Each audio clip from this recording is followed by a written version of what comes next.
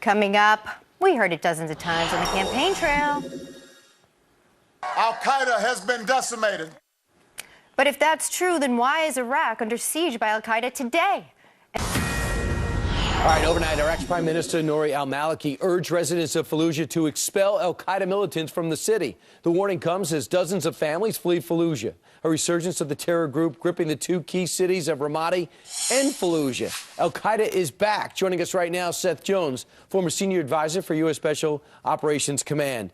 Seth, first off, how did we get back to this place? The surge solved this. The people of Fallujah and Ramadi extricated al-Qaeda. How did they get back? Well, I think one of the ways they got back is with the departure of United States forces. Iraq lost its biggest outside supporter, the United States. It was providing a fair amount of training, assistance, and then an ability to go in and fight, in some cases, al-Qaeda in Iraq. Here's the President of the United States a short time ago on what he thought the condition of al-Qaeda was. Thanks to the service and sacrifice of our brave men and women in uniform, the war in Iraq is over. The war in Afghanistan is winding down. Al-Qaeda has been decimated. Is he wrong? Well, I think there's no question at this point that al-Qaeda is back. It's back in Iraq. And if you look at the region more broadly, al-Qaeda has surged in neighboring Syria. It's conducted attacks now in Lebanon, in the Sinai, in Egypt. So, right, this argument that al-Qaeda has been decimated, I think, as we've seen even the last few days in Iraq, is simply not true anymore. The people in those regions reportedly are not happy al-Qaeda's back. They're now being restricted with the Sharia law and be under the thumbnail of this terrorist organizations. What should we be doing? What can we do?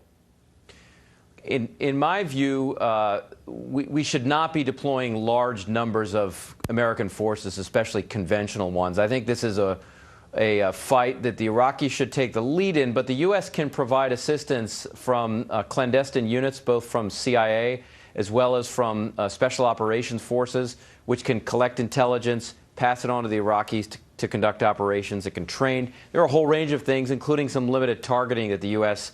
can and should do. Problem is, if this gets bigger, we've got a problem back in the homeland. Seth, here's the thing. No one's saying we should have continued to fight the war. But we left troops in Germany, we left them in Korea, we left them in Kuwait.